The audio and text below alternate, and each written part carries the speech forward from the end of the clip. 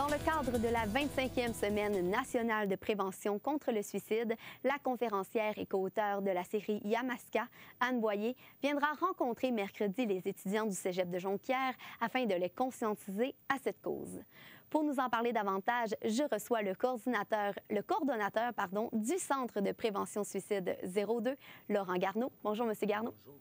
Tout d'abord, d'où provient la collaboration avec la co-auteure Anne Boyer?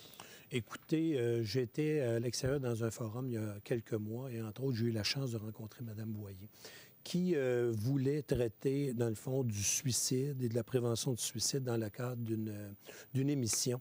Et elle s'est accoquinée avec des gens de l'Association québécoise de prévention du suicide, dont Catherine Rioux, qui va être présente également. Et j'ai tellement apprécié que j'ai décidé, au nom du centre, donc, de les inviter. Ils vont venir nous parler, c'était quoi les intentions initiales, le projet initial, qu'est-ce qui a donné lieu à ce projet-là, ensemble, cette alliance-là, et qu'est-ce qu'ils ont atteint comme résultat. Et vous allez voir que c'est assez impressionnant. Et puis, tout au long de la semaine, il va y avoir plusieurs activités. Vous attendez à combien de personnes exactement? Écoutez, on fait souvent aussi, compte tenu qu'on est un organisme régional, donc on fait toujours des activités un petit peu partout sur le territoire. Cette année, il y a une conférence, donc ce soir à Roberval, à l'Hôtel Château Roberval.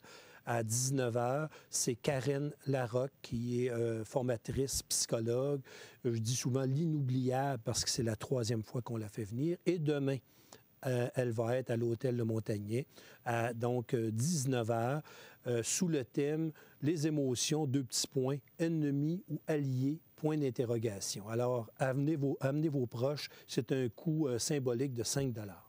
Et quel est le public qui est le plus difficile à rejoindre lors des conférences?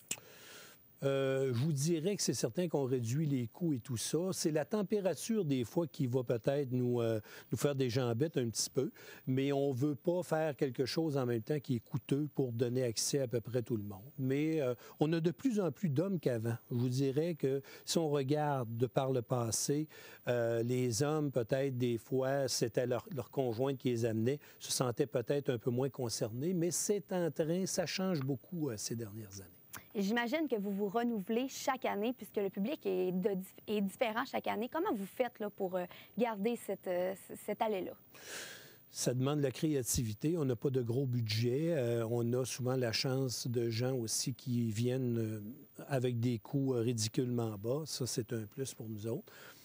Des fois, il peut y avoir des opportunités. D'autres fois, c'est de regarder un peu qu'est-ce qui se fait ailleurs. Mais le défi, c'est toujours, comme hier, on avait un brunch pour les personnes endeuillées à la suite d'un suicide. Ça, on a fait quelque chose, quasiment une tradition au centre.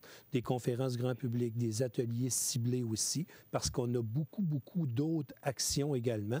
Fait qu'on fait un peu un découpage, dépendamment de l'évolution, en même temps, des réalités par rapport au suicide. Et on s'organise des fois pour adapter les activités en fonction de particularités de certains groupes de population. Et puis, dans les dernières années, on a vu que le taux du suicide a diminué au Québec, mais à la région du Saguenay-Lac-Saint-Jean, la baisse est moins marquée. Est-ce que vous pouvez expliquer ça? Non, la baisse est tout aussi marquée. Je vous dirais, la baisse est marquée. On est quand même la 10e région par importance sur 16 régions. Et on a même baissé, on a déjà été plus haut. C'est certain que le suicide est toujours plus élevé dans les régions périphériques. Mm-hmm.